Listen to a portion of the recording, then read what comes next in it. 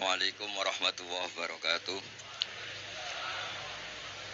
Nahmaduka ya ghafuru ya syakuru wa sholli wa sallim barik ala sayyidina wa ala Muhammadin wa ala alihi wa sahbihi asfa'in amma ba'du. Alhamdulillah kula saged bayar utang ini sama Habib Jinten. Karena beliau pernah rawuh di mbah saya di Fakhriyah.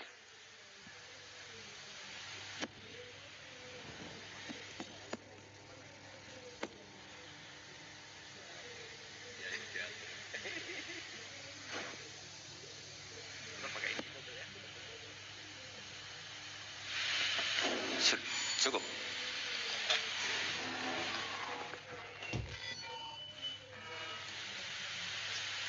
Mun cekap. Terus dulu 3 tahun yang lalu kalau nggak salah beliau rawuh di Pondok Fakhriyah.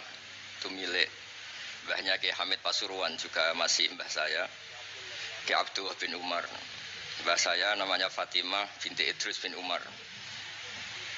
Masih ingat saya ketika itu beliau menyebut satu ayat wattaba'tu millata abai. Ini kata beliau Ustadz Mansur, umumnya orang tuh ingat kehormatan bapak-bapaknya yang keren-keren. Kata Habib Jinten, baca wattaba'tu, yang penting tuh ikutnya bukan bapaknya. Saya masih ingat. Terus Gus-Gus diem semua. Sadar kalau dimarahin Habib Jinten. Jadi ya Gus-Gus diluk semua, tak tanya kenapa diluk. Ini orang dari Jakarta kok marah Gus-Gus. Ya itu unik, itu cara istidlal guru-guru kita. Jadi kalau wattaba'tu millata abai, kata beliau rohnya itu di wattaba'tu itu. Ittiba awal cuma istakhir badin. Ittiba awalan baru bangga dengan bapak-bapaknya. Jangan bangga dulu enggak ittiba gitu loh.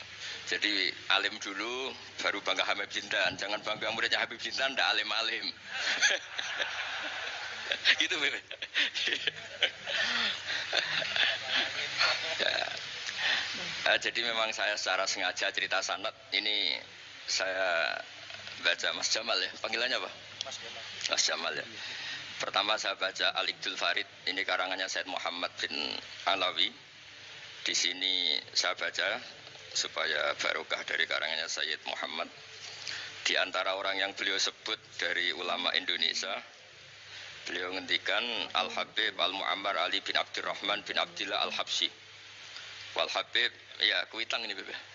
Ya, jadi juga. Ya, ini juga jad beliau dari omnya Wal-Habib Ali bin Husain bin Muhammad Al-Attas Sahibidat. Wal-Habib Hamid bin Muhammad bin Salim Asyiri. Wal-Habib Muhammad bin Ahmad bin Zain Al-Haddad. Wal-Habib Syekh bin Salim bin Umar Al-Attas. Nah, ini Wal-Habib Salim bin Ahmad bin Jinten bin Syekh Abu Bakar bin Salim. Ini kitab karangannya Sayyid Muhammad bin Alawi. Terus ketika beliau cerita Sanad Ad-Darimi, Sunan Ad-Darimi, beliau ngendikan Arwi Sunan Ad-Darimi anis Sayyid Salim bin Jiddan Alian anil Habib Utsman bin Abdillah bin Akil bin Yahya Al-Alawi Mufti Batawi. Ya, An Utsman bin Hasan Ad-Dimyati anil Amir Al-Kabir. Jadi keberadaan Habib Salim ini mudawwan, selain faktanya beliau sering ta'lim juga mudawwan dibukukan. Saya pernah hormat kholnya Syekhona Khalil. Di situ di antara manaqibnya ditulis min ajal li ta'lamidhi Salim Al-Habib An-Nasib Salim Maula Jinten, itu Alu Jinten disebut di situ. Jadi ini bukan cerita untuk tafakhur, bukan untuk fakhriyah, tapi ini memang fakta untuk fakhriyah. Karena pondoknya buyut saya juga namanya fakhriyah, ya. Minal fakhriyah ilal fakhriyah. Ya, minal fakhriyah ilal fakhriyah kata. Nah, ini tentang sanad. Tadi saya sudah mentasihkan beliau dan beliau mengkuatkan hujah kita. Dulu ketika Habib Salim banyak orang yang menyalahkan orang pakai celana, Habib ya. Nanti jenengan yang cerita. Beliau juga bela kultur itu. Saya pernah baca di kitabnya Said Muhammad Alawi, judulnya itu Manhajus Salaf fi Fahmin Nusus. Di kitab saya itu halaman 423. Nanti bisa dicek halaman 423. Di situ ada kata-kata wa kanat sunnatu Rasulillah sallallahu alaihi wasallam annahu yat'amu ma yajiduhu fi ardi wa yalbasu ma yajiduhu wa yarkabu ma yajiduhu mimma abahahu wa ta'ala. Terus beliau cerita, siapapun yang makan faman at'amama yajiduhu fi ardi fahuwa al-muttabi' lis sunnah. Kama annahu hajjal baita min madinati nafsi. Faman hajjal baita min madinati nafsi fahuwa al-muttabi' lis-sunnah. Jadi supaya perasaan orang Indonesia ketika berpakaian seperti ini, seperti saya, seperti teman-teman ini, tetap tercantol, tetap terhubung oleh Rasulullah Shallallahu Alaihi Wasallam. Misalnya Nabi, karena beliau itu orang Madinah, tentu hajinya atau mikotnya dari Dzul Khulaifah. Karena kita orang Indonesia lewat Yalamlam ya harus lewat Yalamlam. Waqata Rasulullah li ahli Madinah Dzul Khulaifah, wa li ahli Syam al-Juhfah, wa li ahli Najdin Qornan, wali ahli Yaman Yalamlam. Jangan mentang-mentang ikut sunnah Nabi terus orang Yaman mikotnya dari Dzul Khulaifah, orang Sam juga dari Dzul Khulaifah. Semua itu harus min madinati nafsi. Sama seperti Rasulullah tiyat amu ma yajiduhu fi ardi, kita juga nat'am ma najiduhu fi ardina. Sehingga jangan sampai umat Islam yang perilakunya keseharian ini sudah baik kemudian merasa tercerabut dari sunnah Rasulullah Shallallahu Alaihi Wasallam. Karena Nabi seperti mana kita ingin dan kita tahu ketika ada orang Arabi bilang Allahumma arhamni wa Muhammadan wala tarham ma'ana ahadan. Ya Allah, hanya saya dan Muhammad yang perlu engkau kasihani, yang lain jangan. Kata Nabi, laqad tahajjarta wasi'an. Rahmat Allah yang luas ini kamu persempit. Hanya karena mungkin kita orang Jawa, orang Indonesia. Makanya saya ini bangga ngaji sama Mbah Mun. Beliau orang Jawa, saya ngaji juga hanya di Indonesia. Tapi guyonannya Mbah Mun dulu itu lucu. Wong koyok kon tuh kayak orang Jawa kayak kamu tuh mesti ada yang alim. Karena Islam ini kafatal linnas. Makanya yang ahli nahwu itu Imam Sibawayh, padahal beliau Persia. Imam Ghazali juga bukan orang Arab tapi alim hujatul Islam. Karena Allah ingin memaklumatkan bahwa agama ini kafatal linnas, bukan milik orang Arab saja, bukan milik siapa saja, tapi kafatal linnas. Makanya kita harus bangga dengan tradisi para habaib. Ada Rauhah Bukhari. Bukhari itu kita tahu namanya itu Muhammad bin Ismail bin Ibrahim bin Mughirah. Setelah itu sudah namanya bin Bardasbah. Maula al-Ju'fi ini Bardasbah itu orang yang dulu diislamkan keluarga al-Ju'fi. Itu Mbah Mun kalau guyon itu Bardasbah cara Jawa mbok parmen mbok parlan. Tapi nyatanya dia putu alim alamah namanya Imam Bukhari.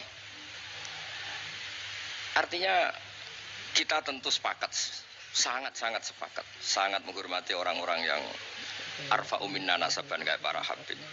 Tapi para habib juga mau ngakui kayak pakai Bukhari as-Sahihul Kutub ba'da kitab al-Bukhari. Sehingga memang enggak pernah ada masalah secara sanad, secara tradisi. Di kitabnya Sayyid Muhammad ini ada sanad dari ulama India yang orangnya juga macam-macam dari marga macam-macam. Jadi saya mohon barokahnya sanad ini kemudian kita tahu apa sih sanad itu.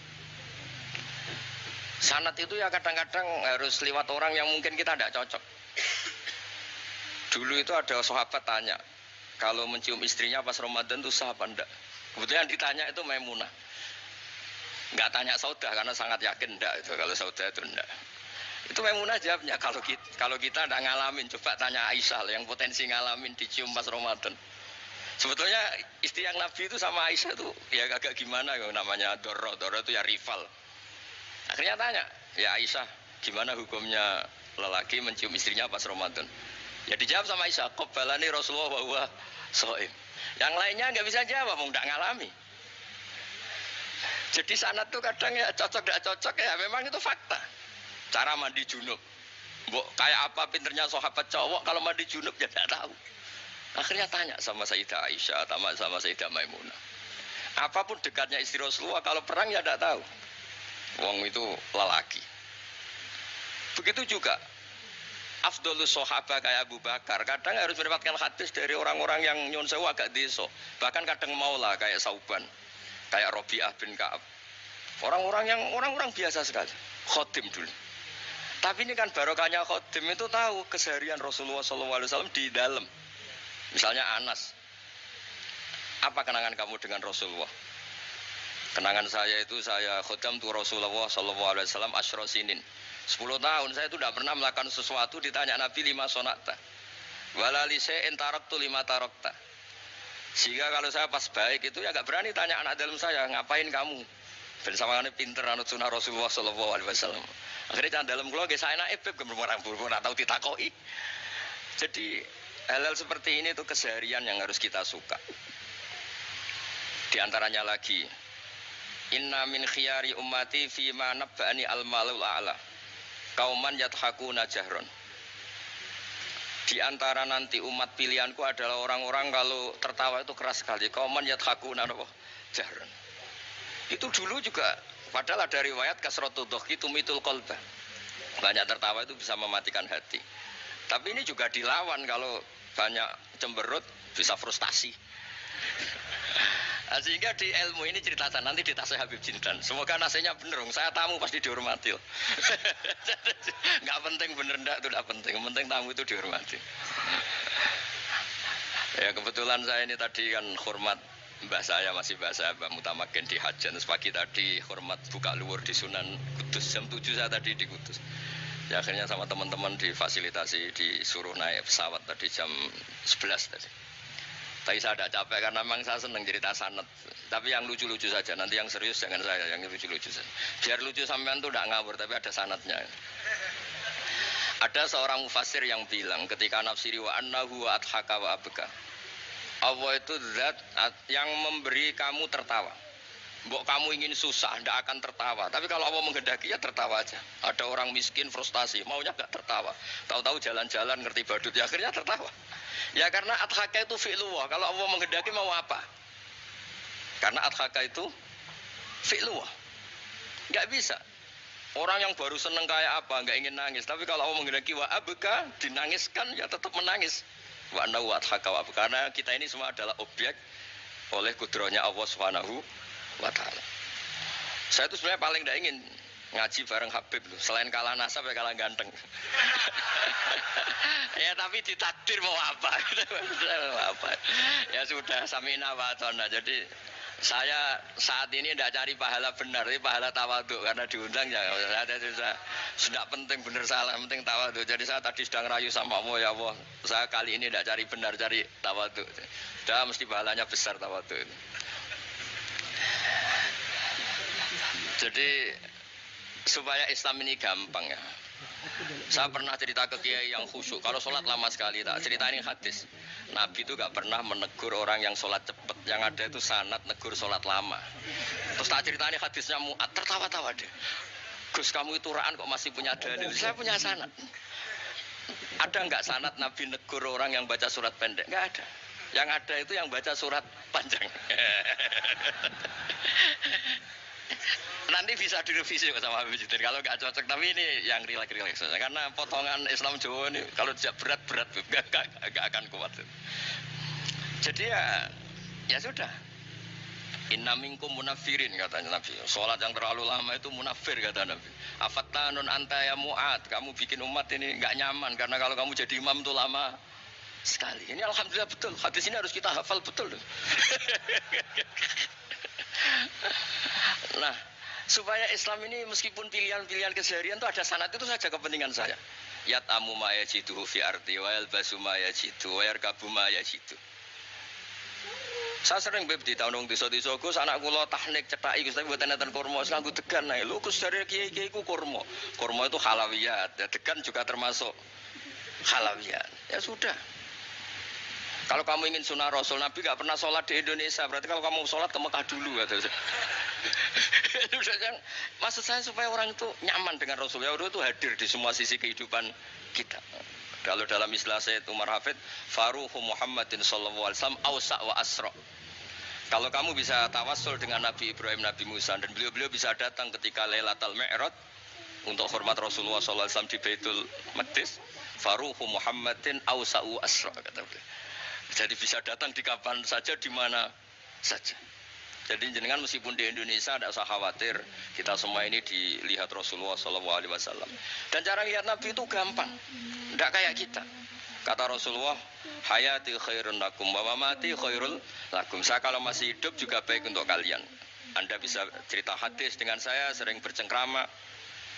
Dan ketika saya wafat kata Nabi, saya sudah dekat sama Allah Ta'ala. Kalau melihat kamu baik, saya muji Allah. Kalau melihat kamu salah, saya mintakan ampun. Makanya saya ini jenis kiai yang jarang istighfar. Ini bukan karena sombong. Saya ulang lagi bukan karena sombong. Saya itu pengagum Sufyan As-Tsauri. Itu di antara khasnya itu jarang berdoa. Ketika ditanya, kenapa kamu jarang berdoa? Selagi saya ngajar, kata beliau ini, selagi saya ngajar itu masuk hadis ala khulafai rahmatullah. Waman khulafau kaya Rasulullah alladzina yuhyuna ma amatun nas min sunnati. Jadi kalau saya baca Bukhari, otomatis dapat doanya Nabi ala khulafai rahmatullah. Timbang kamu doakan nangis-nangis gak jelas mandinya, mendingan mulang gitu. Terus kedua, doa hamalatil arsy. Alladzina yahmiluna al-arsya wa man hawlahu yusabbihuna bihamdi rabbihim wa yu'minuna bihi wa yastaghfiruna. Kita semua sudah diistighfari sama malaikat hamalatul arsy. Rasulullah juga wastaghfir li dzambika walil mu'minina wal mu'minat. Fastighfaru Rasulillah qad kafana wa fawqal kifayah, kata beliau. Artinya gini, kalau kangkang jarang istighfar jangan karena sombong, manfaatkan fasilitas ini gitu. Ini penting. Jadi semua itu jangan sampai kita ada istighfar karena karena jafatul qalb, karena qaswatul qalb. Enak lah kalau ada fasilitas gitu, ada fasilitas. Itu kalau saya pidato di depan Gus-Gus. Kalau di depan Habib berani, di depan Gus-Gus. Itu ada yang setengah beling, setengah ada alim, ada yang alim.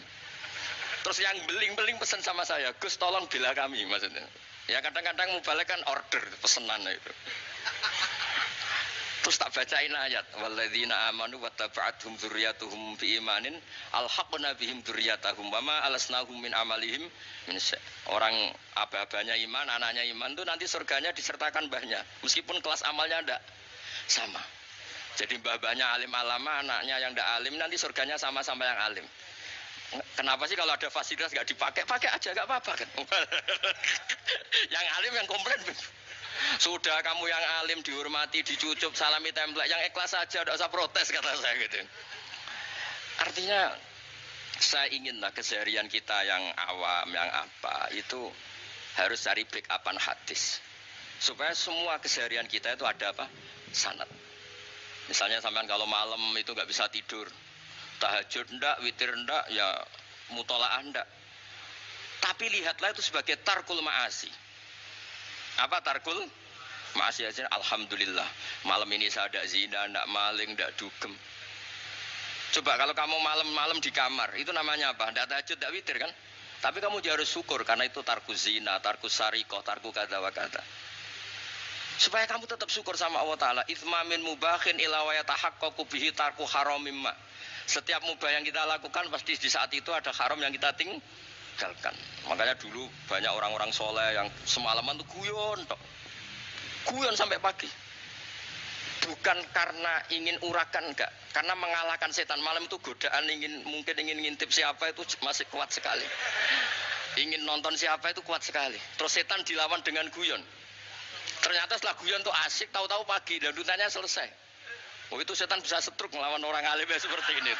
Karena nilainya tarkul masih. Meskipun dengan cara guyon, karena kalau yang cara wiridan itu calon wali, Beb. Kalau yang nggak calon wali, ya pokoknya tarkul maksiat. Maksud saya supaya harian kamu yang biasa-biasa saya ini menjadi luar biasa karena ada sanad. Ada apa? Ada sanad. Makanya dulu ulama-ulama itu kalau ngelawan setan itu pakai faroh, pakai seneng. Karena setan itu paling seneng kalau melihat orang mukmin susah. Kalau susah terus ngersulo, kalau ngersulo gugat kodok qadar. Disebut innaman najwa minasyaiton liyahzunal ladzina amanu. Jadi setan itu targetnya supaya orang mukmin itu resah. Kalau resah gugat. Pertama gugat orang tua. Ngapain sih jadi anaknya orang miskin? Jadi susah kita kan. Kalau yang nggak mulia ngapain jadiannya parman? Kalau saya Habib kan langsung mulia, kalau Gus kan langsung mulia. Gugat orang tua, gugat sana, gugat sini. Tapi kalau kamu sudah seneng, semua JPS, welek, keriting, sawana ngerakan, kan nambah nggak gugat siapa-siapa. Ya sudah, yang kebaik kul bifadlillah, birahmati, fabidzalika falyafrahu. Jadi saya ingin semua itu senang bifadlillah, birahmati, yang rileks, yang saya ini kalau nuruti capek-capek. Tadi malam saya di Mbak Mutamakin, tadi pagi hormat Sunan Kudus. Tadi naik pesawat, datang mandi langsung hormat. Kalau itu dihitung capek, capek. Tapi kalau dihitung senang ketemu Habib Jintan, ketemu jenengan, kesempatan seperti ini nggak gampang. Ya sudah selesai. Makanya ini latihan ya, latihan terus. Saya ulang lagi apa, latihan terus supaya Islam itu ada di semua sisi hidup kita. Tuh, saya pernah sering cerita di mana-mana itu. Ada wali itu istrinya cerewetnya bukan main. Oh itu semua muridnya sudah tak biayai kamu cerai, nanti tak ganti istri yang lebih baik lebih. Nggak mau nyerah alasannya apa? Ini wanita bahaya sekali. Kalau sampai dinikah orang lain, kasihan orang lain dapat musibahnya. Biar saya aja yang ngalami, kata-kata wali itu.